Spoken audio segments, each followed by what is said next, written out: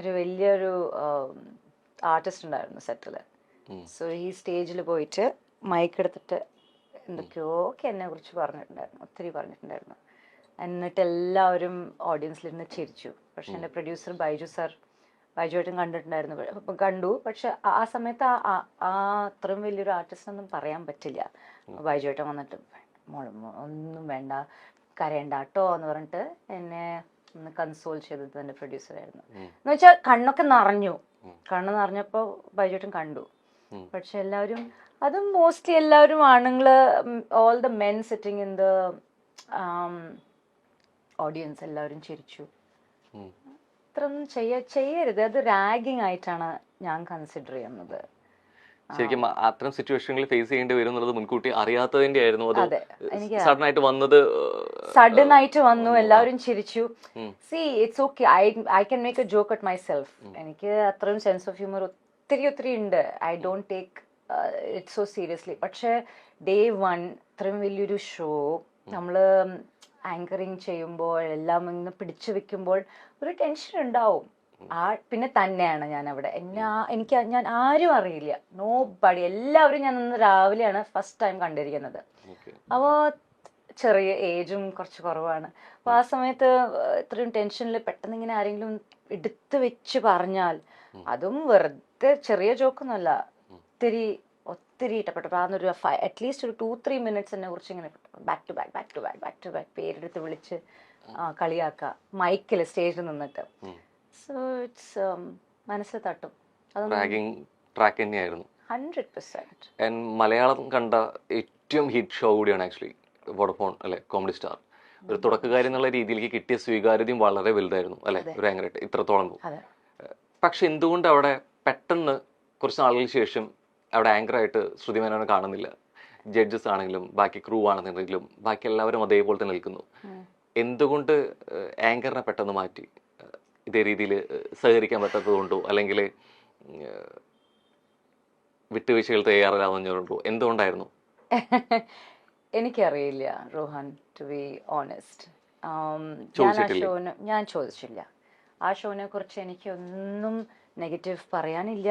First of all, കാരണം negative ഒന്നും ഇല്ല. ഈ ഒരു ചെറിയൊരു എക്സാമ്പിൾ ഞാൻ പറഞ്ഞത്, അതൊരു വേറൊരു ആർട്ടിസ്റ്റ് കളിയാക്കിയത്, ദാറ്റ് ഈസ് കംപ്ലീറ്റ്ലി ഡിഫറെൻറ്റ്. പക്ഷെ that show Vodafone comedy stars എനിക്ക്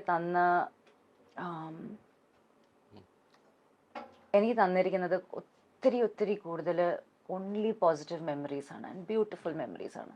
എന്ന് വെച്ചാൽ എല്ലാവരും എന്നെ അറിയുന്നത് കോമഡി സ്റ്റാർസ്. പിന്നെ ഞാൻ എയർപോർട്ടിൽ, ഞാൻ ചിലപ്പോൾ കൊച്ചി ടു ബോംബെ ടു കൊച്ചി, ഞാൻ താമസിക്കുന്ന വീട് ബോംബെയിലാണല്ലോ. ആ സമയത്ത് എയർപോർട്ടിൽ കാണുമ്പോഴും എന്നോട് ഇങ്ങനെ ബ്രേക്ക് എടുക്കുന്ന സമയത്ത് ഞാൻ എൻ്റെ കൈ ഇങ്ങനെ മുകളിൽ ചെയ്യുന്നത് അവർ ചെയ്യിപ്പിച്ചിട്ടുണ്ട്. Fans and audience and public use to come to me and say, ചേച്ചി ഇങ്ങനെ ഒന്ന് കൈ ചെയ്തിട്ട് ഒരു ഫോട്ടോ എടുക്കണം. അങ്ങനെ അത്രത്തോളം എന്നെ നോട്ടീസ് ചെയ്തത് കോമഡി സ്റ്റാർസിലൂടെയാണ്.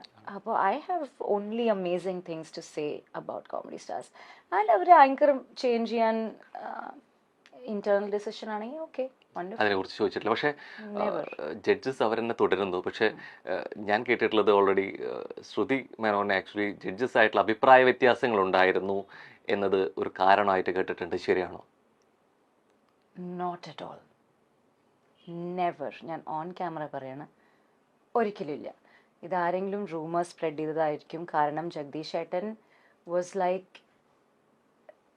എന്താ പറയുക, ജഗദീഷ് ഏട്ടനെ പെർഫോം ചെയ്യുമ്പോൾ, അവിടെ ജഗദീഷ് ഏട്ടൻ സംസാരിക്കുമ്പോൾ, അല്ലെങ്കിൽ ഗ്രീൻ റൂമിലിരുന്ന് മേക്കപ്പ് ചെയ്യുമ്പോൾ, പാടുമ്പോൾ, എന്ത് വേണമെങ്കിലും ചെയ്യുമ്പോൾ ഒരു പഠിക്കാൻ പറ്റുന്ന ഒരു ബുക്കാണ് ജഗദീഷ് ഏട്ടൻ. About life, about you get to learn so much from him. ഒരിക്കലും ഇല്ല. പ്രൊഡ്യൂസേഴ്സിൻ്റെ കൂടെ ഒരിക്കലും ഒന്നും ഉണ്ടായിരുന്നില്ല. ബൈജുവേട്ടൻ, ഇപ്പോഴും ബൈജുവേട്ടൻ ഞാനും ഇടയ്ക്കിടെ സംസാരിക്കും. അങ്ങനെ പറഞ്ഞവർ തെറ്റാണ് പറഞ്ഞിരിക്കുന്നത്. ഇറ്റ്സ് എ ലൈ, ആബ്സല്യൂട്ട് ലൈ. അങ്ങനത്തെ ഒന്നും ഉണ്ടായിട്ടില്ല. തീർച്ചയായിട്ടും അന്ന് ഷോ ചെയ്തുകൊണ്ടിരിക്കുന്ന സമയത്ത് സ്വാഭാവികമായിട്ട് ആയിട്ടിരുന്ന അല്ലെ വ്യക്തിയായിരുന്നു കൂടിയായിരുന്നു. പിന്നീട് അങ്ങോട്ട് അല്ലെ ഷോയ്ക്ക് കണ്ടക്ട് ചെയ്ത് പിന്നീട് അവിടെ നിന്ന് കിട്ടിയ അവസരങ്ങൾ വളരെ വലുതായിരുന്നു. നമ്മൾ വോഡഫോൺ കോമഡി സ്റ്റാർ പിന്നെ കണ്ടത് അതിന്റെ അടുത്തൊരു സീസൺ ഏകദേശം 8 വർഷത്തോളമൊക്കെ നീണ്ട് ഇത്രത്തോളം ഹിറ്റായിരുന്നു.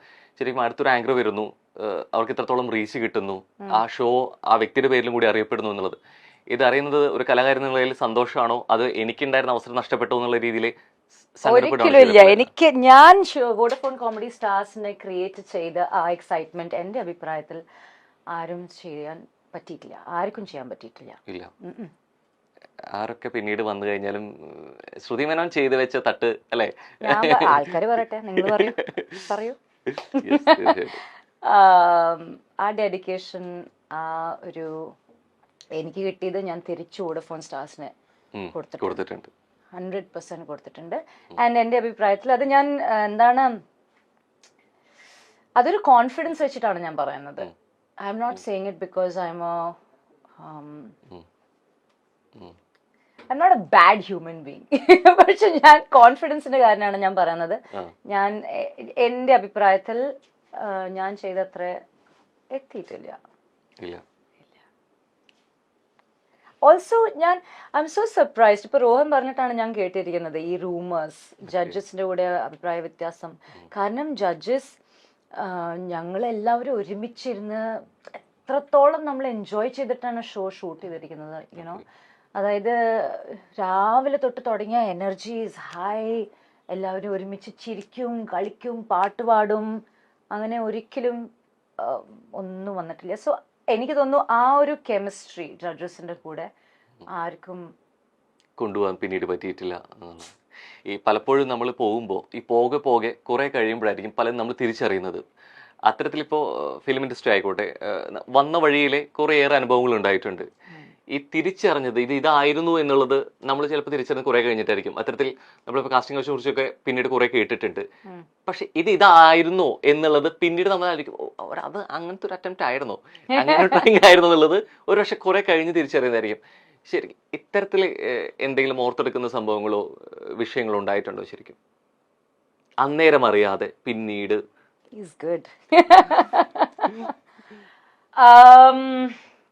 തീർച്ചയായിട്ടും ഉണ്ട്. അഗൈൻ ഞാനൊരു ഫ്രണ്ട്ലി നേച്ചർ ആയൊരു പേഴ്സണാലിറ്റിയാണ്. പ്ലസ് കേരളത്തിൽ നല്ല ഞാൻ പഠിച്ചതും വളർന്നതും ബോംബെയിലാണ്. അപ്പോൾ ഞാൻ നേരത്തെ പറഞ്ഞ കൾച്ചർ ഷോക്കിൻ്റെ പോലെ ഞാൻ ഓപ്പണായിട്ട് സംസാരിക്കുമ്പോൾ ഞാൻ പടങ്ങളൊക്കെ ചെയ്യുമ്പോൾ ചില ആക്ടേഴ്സ്, സീനിയർ ആക്ടേഴ്സ്, വളരെ പോപ്പുലറായ ആക്ടേഴ്സ്, അവരുടെ ഒരു ഇംപ്രഷൻ എന്ന് വെച്ചാൽ ഈ കുട്ടി ലൂസ് ക്യാരക്ടേർഡാണ്. അത് ഞാനല്ല, എനിബഡി, ഏത് പെൺകുട്ടിയായാലും ശരി. പിന്നെ പെൺകുട്ടികളെ ഒരു പ്രോപ്പർട്ടി, ഇത് നമ്മുടെ പ്രോപ്പർട്ടി ആണ്, എൻ്റെ പടമാണ്, അപ്പോൾ എൻ്റെ പ്രോപ്പർട്ടിയാണ്, ആ രീതിയിൽ ബിഹേവിയർ ഉണ്ടായിരുന്നു. ഇത്രയും ഞാൻ എക്സ്പീരിയൻസ് ചെയ്തിട്ടുണ്ട്. അവർ എന്നോട് ചോദിച്ചിട്ടുണ്ട്, നിനക്കെന്തിനാണ് ഇത്ര നാണം, നിനക്കെന്താ നാണം എന്ന് എന്തൊക്കെയൊക്കെ ഡയറക്ടേഴ്സ് ചോദിച്ചിട്ടുണ്ട്. നിനക്കെന്തിനാ ഇത്ര നാണം? അതും പബ്ലിക്കില് ഷൂട്ട് സെറ്റിൽ നിൽക്കുമ്പോൾ, ഷൂട്ട് ചെയ്യുന്ന സമയത്ത് ഓവർ ദ മൈക്ക് അങ്ങനത്തെ ഹറാസ്മെന്റ്, ചെറിയ ഹറാസ്മെന്റ്സ് ഞാൻ എക്സ്പീരിയൻസ് ചെയ്തിട്ടുണ്ട്. ചെറിയത് ഞാൻ പറയുന്നത് ചെറുതല്ല, പക്ഷെ ഐ സേ സ്മോൾ, കാരണം ഇപ്പോഴും ഇൻഡസ്ട്രിയിൽ നമ്മുടെ പെൺകുട്ടികൾ ചിലപ്പോൾ ഹറാസ്മെന്റ് ഇതിനേക്കാളും ഞാൻ എക്സ്പീരിയൻസ് ചെയ്തേക്കാളും വലിയ എക്സ്പീരിയൻസ് ഉണ്ടാവാൻ റിയാക്ട് ചെയ്തിരുന്നു.